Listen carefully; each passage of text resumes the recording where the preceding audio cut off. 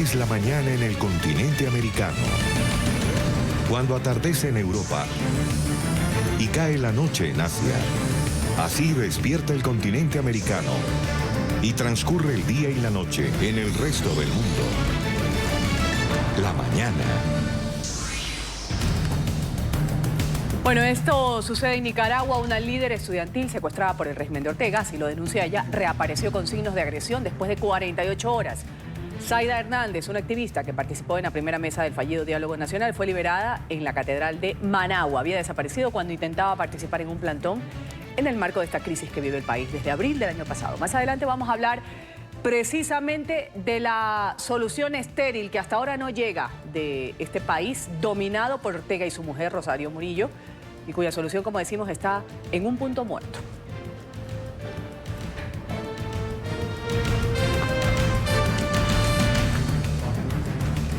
...20 de mayo del 2019, Ruth del Salto los saluda, los acompaño en esta hora y media de la actualización de las noticias internacionales, empezando semana. Vamos inmediatamente con el desarrollo de la información. Hablamos de un récord histórico de postulados a las primarias del Partido Demócrata tras conocerse la semana pasada la decisión del alcalde de Nueva York, Bill de Blasio, de entrar en esta contienda. Ya suman 22 los aspirantes a convertirse en el contrincante de Donald Trump en los comicios del 2020. Analistas políticos aseguran que nunca antes un presidente de la Unión Americana había tenido tantos posibles rivales como el líder republicano. Sin embargo, las recientes encuestas dan esperanza a menos de la mitad de estos candidatos para ganar la nominación.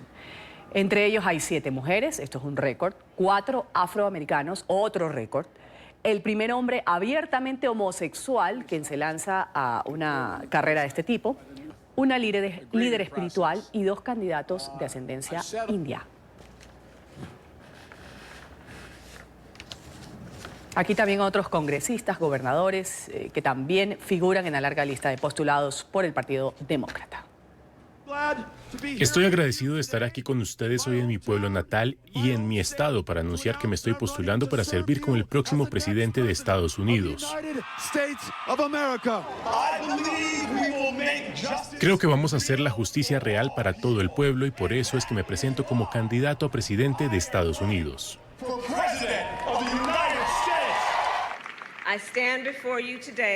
Me presento delante de ustedes para anunciar mi candidatura a la presidencia de Estados Unidos. Y por eso es que he decidido presentarme como candidata a la presidencia de los Estados Unidos.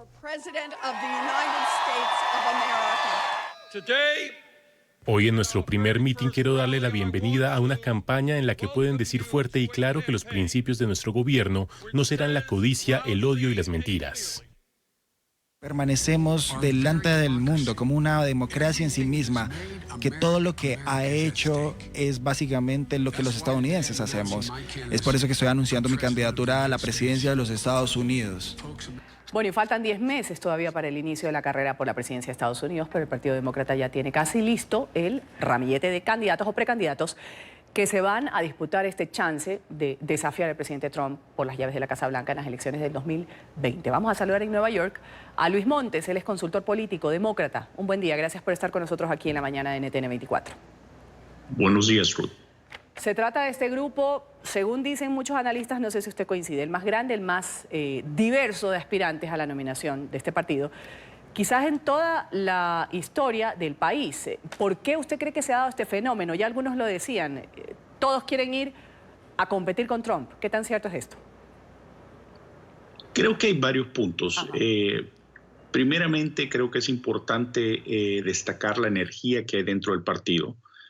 Creo que también se está dando un gran debate filosófico, ideológico sobre el futuro del Partido Demócrata.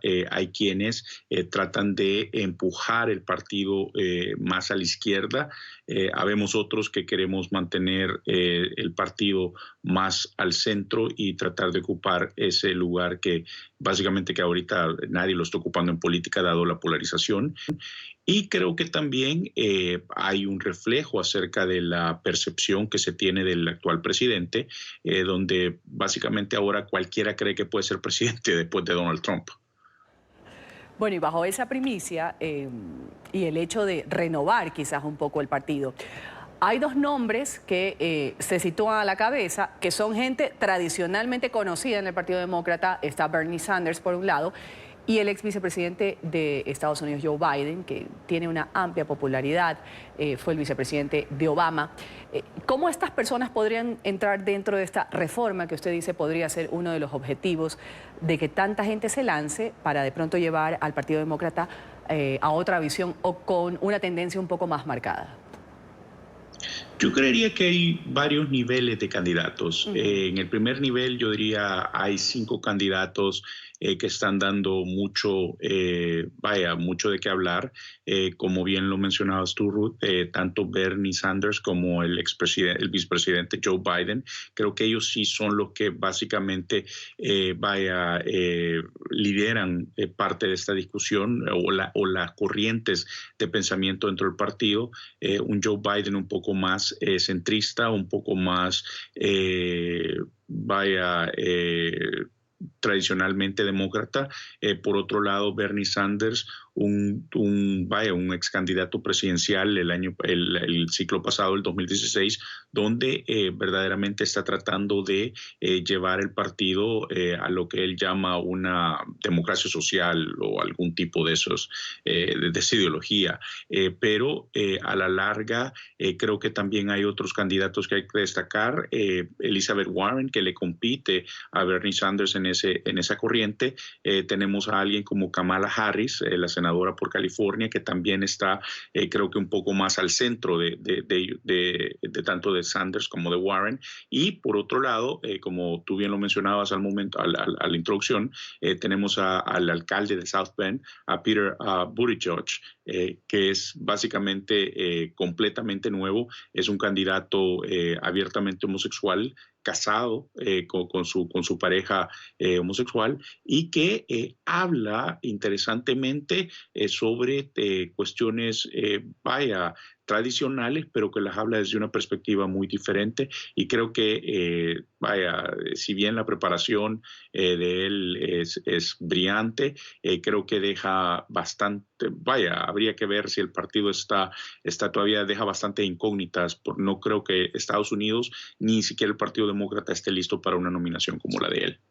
Ahora, dentro del voto hispano, ¿quién usted cree que podría llegar a apelar más el voto hispano? Se presentaba la semana pasada Bill de Blasio, alcalde de Nueva York. Tiene una buena capacidad de comunicarse, de llegar a este mundo hispano. ¿Cómo lo ve usted a él o quién podría ser?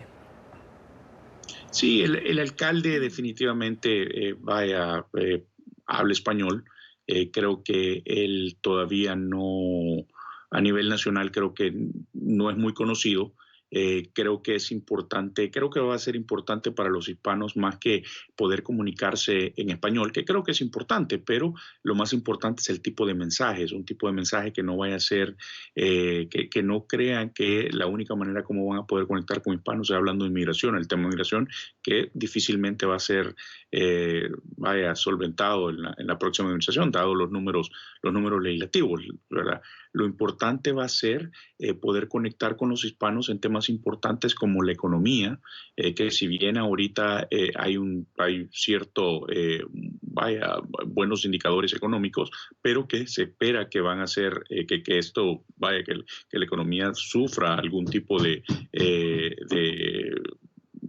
retraso en los próximos 18 meses.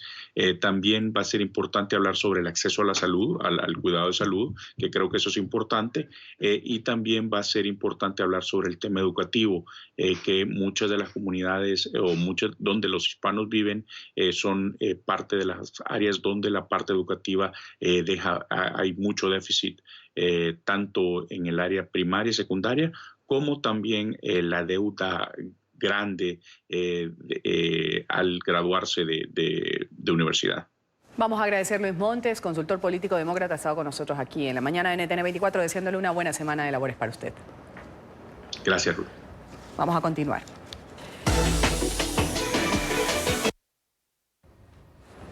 Hola. Hola, ¿qué tal? Muy buenos días, Nelly. Y lo hacemos con noticias de la Unión Americana. Carlos Vecchio, el representante del gobierno interino de Juan Guaidó en Estados Unidos, se reúne el día de hoy con los altos mandos del Comando Sur para abordar la crisis y restablecimiento de la democracia en Venezuela. Vamos a saludar ya a Emiliana Molina desde Washington con el reporte. Emiliana, un buen día. Hola, ¿qué tal? Muy buenos días. En el encuentro solicitado por Vecchio y siguiendo instrucciones de Guaidó el pasado 11 de mayo, se conversará en este encuentro sobre la cooperación militar destinada a aliviar el sufrimiento del pueblo venezolano y restablecer la democracia. El Comando Sur es responsable de las Fuerzas Armadas estadounidenses en Latinoamérica y el Caribe. En su misiva, el enviado de Guaidó aseguró que las condiciones en Venezuela empeoran como consecuencia del régimen corrupto, incompetente e ilegítimo del usurpador Nicolás Maduro, las cuales trágicamente tienen consecuencias sobre la seguridad nacional en Venezuela, así como en los países vecinos de la región. Este mismo mes, el almirante Fowler se mostró dispuesto a conversar con el enviado de Guaidó sobre el apoyo de Estados Unidos, asegurando por medio de un trino que su ayuda estaba a su disposición si la oposición llegara a necesitarla. Esta es toda la información que tenemos desde Washington. Emiliana Molina, regreso al Centro Internacional de Noticias. Gracias, Emiliana. El gobernador de Florida, Ron DeSantis, ha dicho que el presidente Trump no va a enviar inmigrantes indocumentados detenidos en la frontera al sur de la Florida. Justamente la semana pasada trascendió que cientos de extranjeros iban a ser enviados a este estado mientras estaban siendo procesados. En Miami, Paola Serna tiene el reporte. Paola, buen lunes. Hola, ¿qué tal? Buenos días. Pues viene el anuncio sobre esta posibilidad de que el gobierno federal comenzara a enviar cientos de inmigrantes indocumentados para ser procesados en los condados de Broward y Palm Beach. Generó una reacción inmediata por parte de las autoridades de ambos condados, quienes salieron básicamente a hablar ante los medios para manifestar su preocupación ante esta posibilidad, en la cual se anunciaba que cerca de 2 semanas estarían llegando aproximadamente 2 vuelos semanales con alrededor de 130 inmigrantes indocumentados que se encontraban en la frontera sur de los Estados Unidos. Esto, por supuesto, fue algo que no se entendió debido a que el estado de la Florida y particularmente el gobernador del estado de la Florida, Ron DeSantis, ha sido cercano al presidente Trump y de hecho fue aprobado recientemente aquí a nivel estatal una política donde se prohíben las ciudades santuario, es decir, estas ciudades que colaboran las autoridades con el Departamento de Inmigración. Estas ciudades quedaron prohibidas por la ley estatal. Esto no se entendió en su momento, al punto que el propio gobernador Ron DeSantis el viernes pasado aseguró pues que hay una gran preocupación porque estos condados no están o no cuentan con los recursos y tampoco con la preparación para recibir a miles de inmigrantes indocumentados. Pues bien, el día de ayer el propio gobernador Ron DeSantis a través de su cuenta de Twitter aseguró que habló con el presidente Donald Trump, le manifestó estas preocupaciones y el presidente Trump le dio un mensaje para los residentes del estado de la Florida en el cual básicamente ha dicho que pues desiste de esta posibilidad de comenzar a enviar los inmigrantes indocumentados a los condados de Palm Beach y Broward para ser procesados. Sin embargo, el propio presidente ha anunciado en anteriores oportunidades que estos inmigrantes indocumentados sí serían enviados a aquellos estados donde permiten las ciudades santuario. La información desde Miami, soy Paola Serna. Continúen con más desde nuestros estudios centrales. Buenos días. Buen día, Paola, y hoy es el Día Mundial de las Abejas. Hay una sesión convocada por Naciones Unidas para llamar justamente la atención sobre el riesgo en el que se encuentran las abejas, consideradas como esenciales para la seguridad alimentaria de la humanidad. Otra especie más en riesgo por los efectos del cambio climático. Saludamos a Alejandro Rincón con el tema desde Nueva York. Alejandro.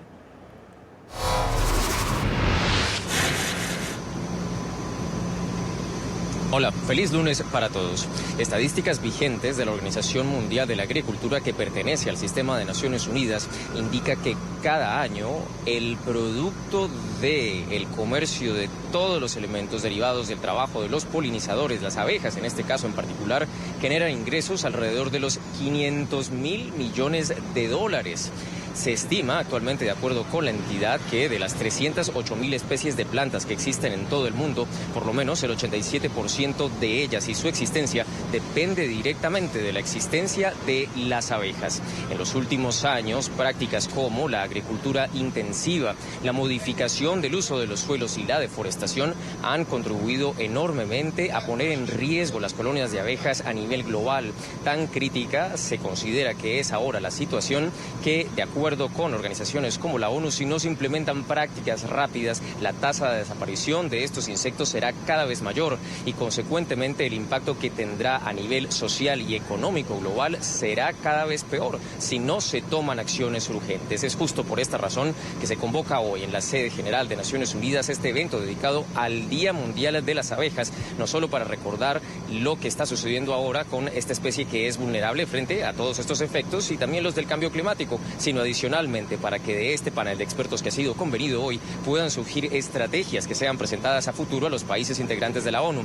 El objetivo del organismo internacional no solo es que se proteja esta especie, sino que a través de esta causa en particular pueda seguir avanzándose en la plataforma global de los Objetivos de Desarrollo Sostenible para 2030, en una actividad que tendrá lugar hoy en la sede general de la ONU. Es todo lo que tenemos para ustedes por ahora. Continúen con más en el Centro Internacional de Noticias. Gracias por ese reporte desde Nueva York, Alejandro. Hablar de la polémica candidatura nueva, además de Evo Morales, ya dio inicio este fin de semana a su campaña electoral en Bolivia. El presidente aspira a un cuarto mandato consecutivo hasta el 2025, pese a lo establecido por la Constitución y el resultado del referéndum del 2016 que rechazó su reelección. Los comicios presidenciales van a tener lugar en el mes de octubre. La candidatura de Morales es considerada ilegal por la oposición y también por distintos movimientos ciudadanos por incumplir el límite constitucional de 2 mandatos consecutivos.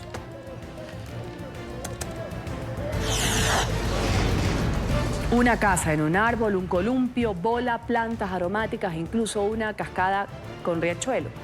Así es el nuevo jardín de los duques de Cambridge que acaban de inaugurar en Londres. El jardín, llamado De Vuelta a la Naturaleza, ha sido diseñado por Kate Middleton como parte del Chelsea Flowers Show, la mayor exposición de arte floral del mundo. En su labor, la duquesa ha contado con la ayuda de 2 paisajistas.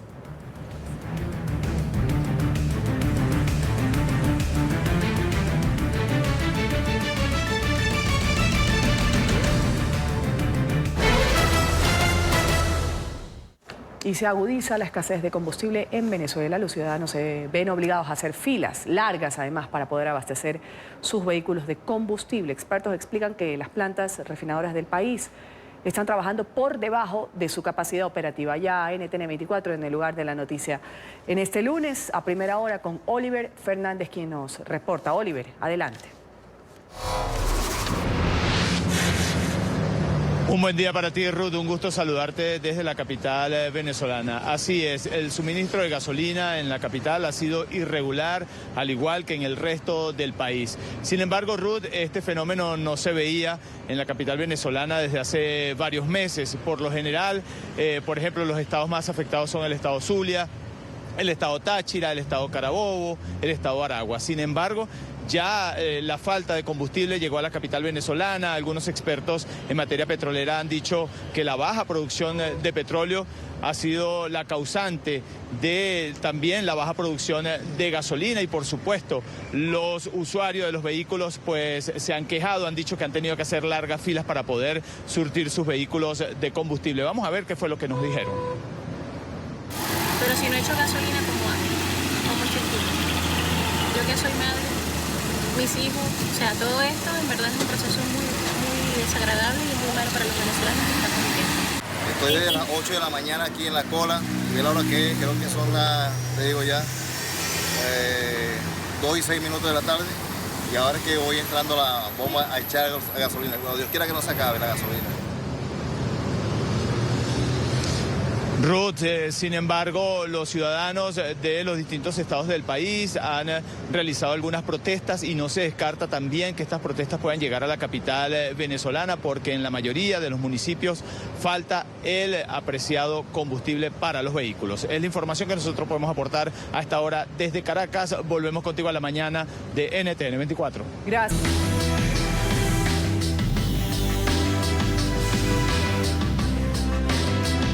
En España, los 5 parlamentarios separatistas que permanecen presos por su implicación en actos presumiblemente ilegales relacionados con el proceso independentista en Cataluña han acudido esta mañana a las Cortes, al Congreso también y al Senado para tramitar su acreditación como diputados y senadores electos. El hecho ocurre a una semana de las elecciones europeas que se van a llevar a cabo este domingo 26 de mayo. En Madrid, Marcelo Moncayo tiene el reporte a esta hora. Marcelo. Hola, ¿qué tal? Un saludo para todos ustedes desde Madrid. Hoy comienza la última semana de campaña electoral de cara a las próximas elecciones municipales, autonómicas y europeas que se desarrollarán este próximo 26 de mayo. El Partido Socialista, según la mayoría de las encuestas, ganaría en la mayoría de las comunidades que escogerán a sus autoridades este domingo. Pero lo que más, sin duda alguna, destaca en esta semana es el inicio de la nueva legislatura que comienza mañana aquí en el Congreso de los Diputados. En este marco, hoy se dio un hecho nunca antes visto en la democracia española y es la entrega de credenciales como diputados a 4 políticos catalanes que están en prisión preventiva, acusados de sedición, rebelión y malversación de fondos públicos. Los detenidos llegaron bajo estrictas medidas de seguridad a recoger sus actas y luego regresaron a la cárcel. Hablamos con el diputado independentista Gabriel Rufián, quien dio detalles de la presencia de estos personajes aquí en el Congreso.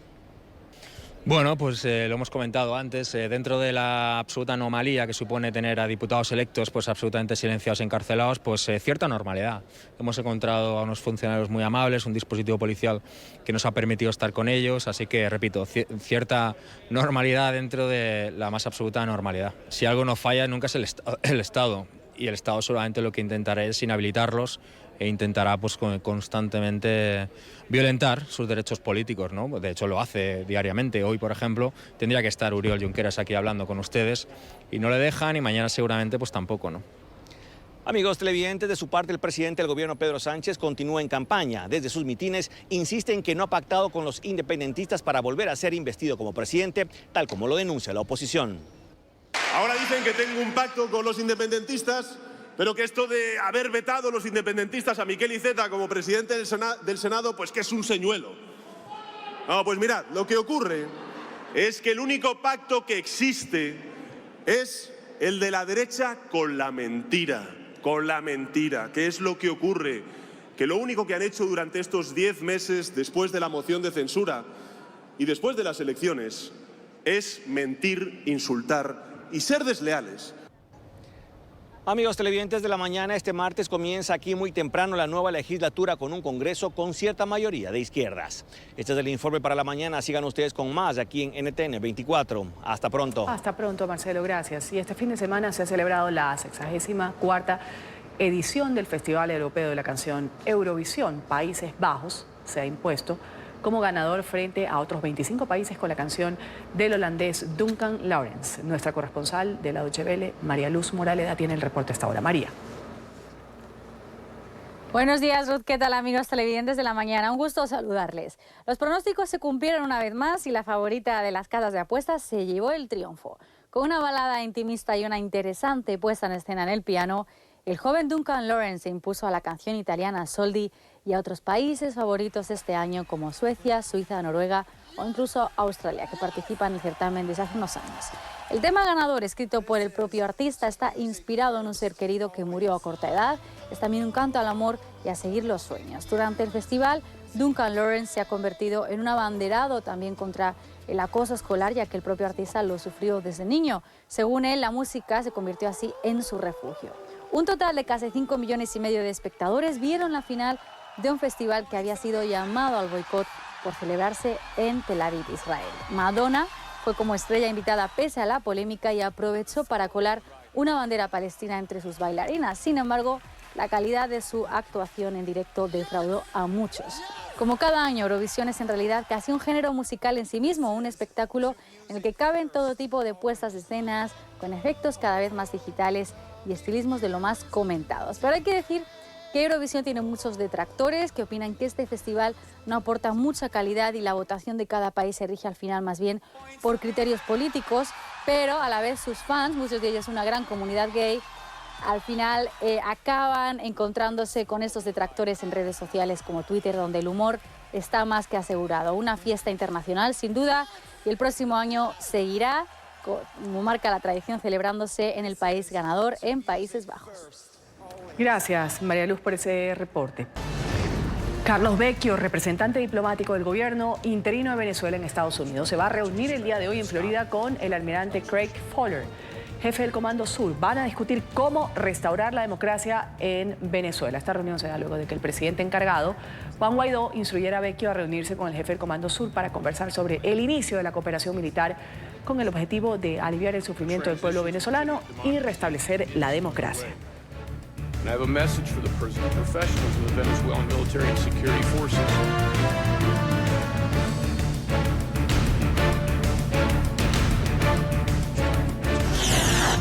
El régimen de Venezuela celebra el primer aniversario de las cuestionadas elecciones presidenciales, que según el Consejo Nacional Electoral, según ellos ganó Nicolás Maduro. Los comicios fueron desconocidos por buena parte de la comunidad internacional porque no contaron con las garantías suficientes. Fueron adelantados 7 meses, torpedeando los diálogos que se realizaron hasta inicios del 2018 en República Dominicana. El bloque opositor se abstuvo de participar porque sus principales candidatos fueron inhabilitados. Por eso considera que Maduro está usurpando el poder y en respuesta, en enero pasado, nombró como mandatario interino al presidente de la Asamblea Nacional, Juan Guaidó.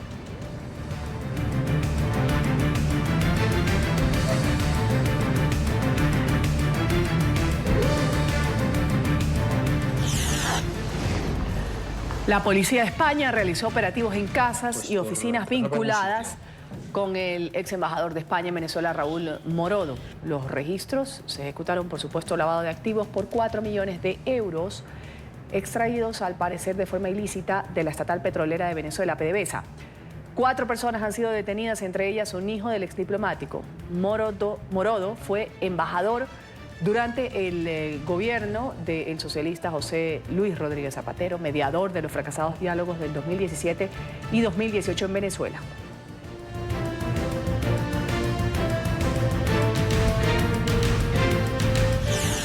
El diputado Robert Alcalá ha denunciado la desaparición de 29 migrantes venezolanos tras naufragar una pequeña embarcación. El parlamentario advirtió a través de su cuenta en Twitter sobre esta desaparición del bote pesquero en el que partieron clandestinamente el jueves pasado. La embarcación se dirigía hacia Trinidad y Tobago, salió desde la población en el estado Sucre, Venezuela. El legislador aseguró que el capitán del bote fue hallado y está hospitalizado.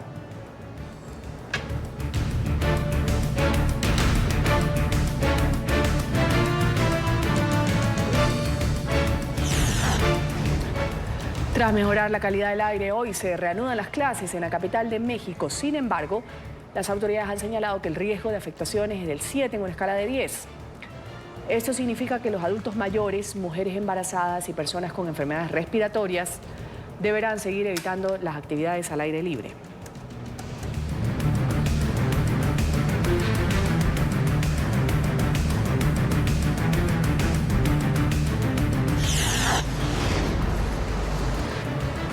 Escalada de tensión en Oriente Medio y los cruces de declaraciones entre Estados Unidos e Irán. El presidente Trump ha advertido al régimen de Teherán que va a sufrir graves consecuencias si amenaza a la Unión Americana. La Guardia Revolucionaria iraní, considerada por Washington como una organización terrorista, había insistido en que no busca una guerra con Estados Unidos, pero que tampoco la teme.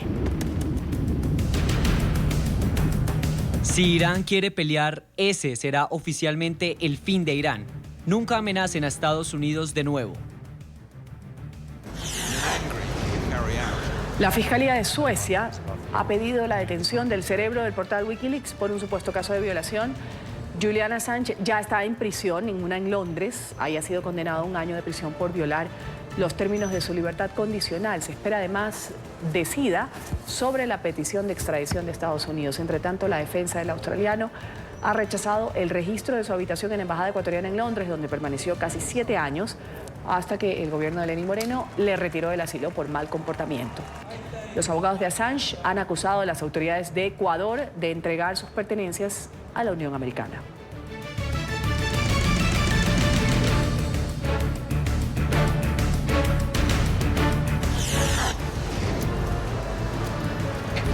Un caso divide una familia en Francia. Vincent Lambert, de 42 años. Es un hombre que desde el año 2008 está en estado vegetativo. Sus padres se oponen a dejarlo morir, mientras que su esposa y sus hermanos piden poner fin a los procedimientos terapéuticos. Hoy justamente se conoció que el hospital donde se encuentra internado comenzó la interrupción de los cuidados médicos por decisión judicial. Este caso ha generado un amplio debate en Francia, incluso con implicaciones políticas, pocos días antes de las elecciones europeas. Lambert sufrió un accidente automovilístico que le causó daños cerebrales irreversibles.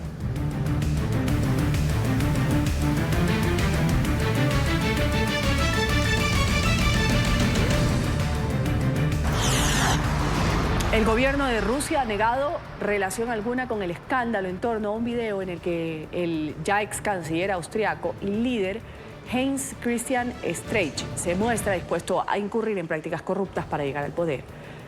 El político aparece en las imágenes hablando con una empresaria rusa. Este video data de julio del 2017, cuando el austriaco no era un vicecanciller, causó el fin del gobierno de coalición entre el democristiano y el ultranacionalista. El canciller de Austria, Sebastian Kurz, ha anunciado una investigación. Estoy en contacto con el presidente y compartimos la opinión de que todas las sospechas deben aclararse por completo, algunas de las cuales pueden tener relevancia criminal y otras no, pero que son moralmente reprobables. Haré todo lo posible junto con el presidente para garantizar la estabilidad en los próximos meses. También pido a los partidos de la oposición que hagan su contribución. Necesitamos estabilidad en Austria, sobre todo en los próximos meses, para poder dar forma a las cosas a nivel europeo. El comediante Vladimir Zelensky ha sido ya investido como presidente de Ucrania. La ceremonia tuvo lugar un mes después de haber ganado las elecciones presidenciales con el mejor resultado en la historia del país desde su independencia de la Unión Soviética. Durante su discurso, el nuevo mandatario anunció la disolución del Parlamento en busca de una mayoría que le sea favorable para un mandato cuya prioridad va a ser, según dice, calmar el conflicto con los separatistas. En Nicaragua, una líder estudiantil secuestrada por el régimen de Ortega ha reaparecido con signos de agresión después de 48 horas. Hablamos de Zaida Hernández. Ella es una activista que ha participado en la primera mesa del fallido diálogo nacional. Fue liberada en la Catedral de Managua. Había desaparecido cuando intentaba participar en un plantón en el marco de la crisis que vive el país desde abril del año pasado.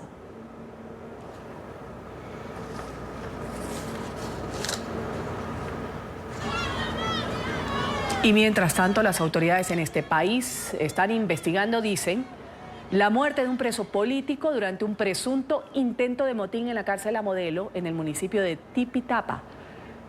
Se trata de Eddie Antonio Montes Pralín, 57 años de edad, con nacionalidad estadounidense. El opositor, detenido en octubre por participar en las manifestaciones en contra del régimen de Ortega, tenía doble nacionalidad. Era nicaragüense y estadounidense. Según el reporte oficial, 6 agentes resultaron heridos en medio de estos presuntos intentos de motín. Sin embargo, organizaciones defensoras de derechos humanos dicen que 17 presos también resultaron heridos. El gobierno de Estados Unidos ya ha pedido explicaciones sobre lo sucedido. Está de luto porque uno de nuestros presos políticos ha sido asesinado. Vamos a saludar en Costa Rica a Wendy Flores, coordinadora del colectivo Nicaragua Nunca Más. Un buen día, gracias por estar con nosotros. Buenos días, Ruth. Buenos días a NTN 24. Wendy, ¿desde cuánto tiempo usted ha salido de Nicaragua? ¿Hace cuánto tiempo? ¿Y por qué está en Costa Rica? Bueno, yo me encuentro en Costa Rica desde el 27 de diciembre de 2018, luego de que el 12 de diciembre el gobierno incrementara los ataques contra defensores y defensoras de derechos humanos. El 12 de diciembre canceló la organización donde yo laboraba, el Centro Nicaragüense de Derechos Humanos.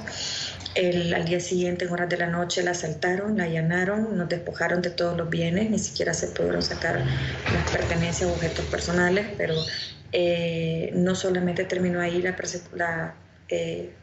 persecución contra la organización y los defensores, sino que el 19 de diciembre iniciaron una imputación prácticamente contra los defensores de esta organización, al menos los dos más visibles, Gonzalo Carrión y la doctora Vilma Núñez de Escorcia, tratándolos de vincular a uno de los crímenes más horrendos que han ocurrido en nuestro país, que fue la quema de la casa del barrio Carlos Marx, donde murieron 5 personas, entre las cuales habían 2 niños pequeños. y posteriormente obviamente vinieron otros ataques contra otras personas como periodistas, entre ellos Lucía Pineda y Miguel Mora, que se encuentran aún privados de libertad, y el cierre de 100% Noticias. Es decir, el clima para los defensores y defensoras de derechos humanos al finales del año 2018 era totalmente terrible y aún se mantiene. Claro. Es decir, no es posible prácticamente el ejercicio de defensa de derechos humanos en estado represor. Wendy, no solo para los defensores de derechos humanos, para quienes de pronto salen a la calle a protestar, por oponerse al gobierno de Ortega y de su mujer, de Rosario Murillo, que llevan en el poder ya una década, un poco más. ¿Cómo le sentó a usted la situación que se presentó hace pocos días, este motín en una cárcel, en donde se dice que un opositor de doble nacionalidad nicaragüense y estadounidense falleció a tiros? Este era un opositor que su familia ni siquiera sabía las condiciones en las que se encontraba, solo sabían que en octubre había sido detenido por participar en una protesta contra el gobierno de Ortega. Hay directa ensañamiento, por decirlo de alguna forma, con gente que está detenida, presos políticos denominados así, que de pronto los agentes son muy ligeros y en medio de cualquier revuelta pueden ser disparados, como fue en el caso de este señor.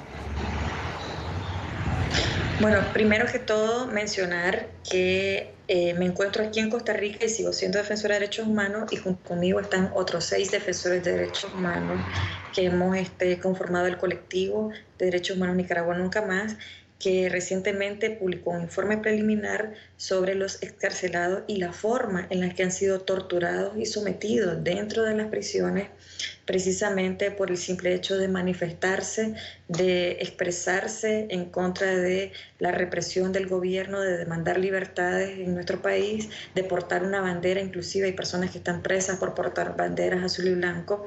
Y esta muerte de Eddie Montes prácticamente es una consecuencia de todos estos actos de represión, la forma en la que han sido sometidos los privados y privadas de libertad en nuestro país es terrible. No, la responsabilidad que tiene el gobierno de garantizar su vida, su integridad física, el no ser sometido a tortura, es totalmente y absolutamente del gobierno. Por lo tanto, la muerte de Eddie Montes es evidencia la represión a la que internamente son sometidos los privados y privadas de libertad.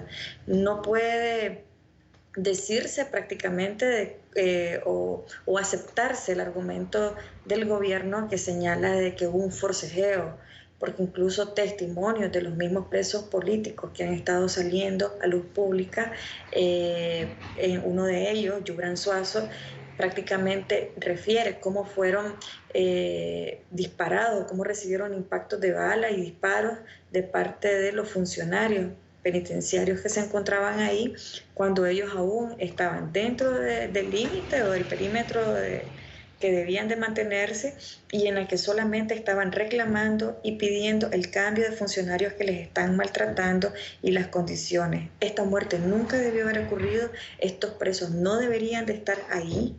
Se ha demandado y se ha abogado por la libertad de estas personas. Don Eddie nunca debió haber fallecido, definitivamente, como no deberían de estar heridos cerca de un centenar, que es lo que han dicho los presos políticos que hay actualmente. Es decir, las condiciones en las que se encuentran son de las más terribles: el hacinamiento, la falta de luminosidad, los encierros, los sometimientos a tratos crueles e inhumanos. Es decir, una serie de situaciones que se producen dentro del penal y en la que no es posible que se pueda hacer una especie de supervisión o control de organizaciones de derechos humanos, porque no permiten el ingreso. Lo que han permitido hasta el momento es el ingreso del Comité de la Cruz Roja Internacional, pero que al parecer también han impuesto una serie de medidas, entre ellas no poder dar declaraciones o no informar a la población, y lo que han hecho es un escueto comunicado de la situación, pero realmente debería de haber transparencia en lo que ha ocurrido dentro del penal y una investigación que sea objetiva, imparcial, que tome en cuenta los testimonios de los presos y presas que se encontraban al momento en el que ocurrieron los hechos. Gracias. Wendy Flores, coordinadora del colectivo Nicaragua Nunca Más, ha estado con nosotros aquí en la mañana de NTN 24. Muchas gracias. Gracias por estar con nosotros desde Costa Rica. Por su sintonía con la mañana de NTN 24. Enseguida voy a dar paso a Gustavo Legret con Club de Prensa y ya está listo con su panel.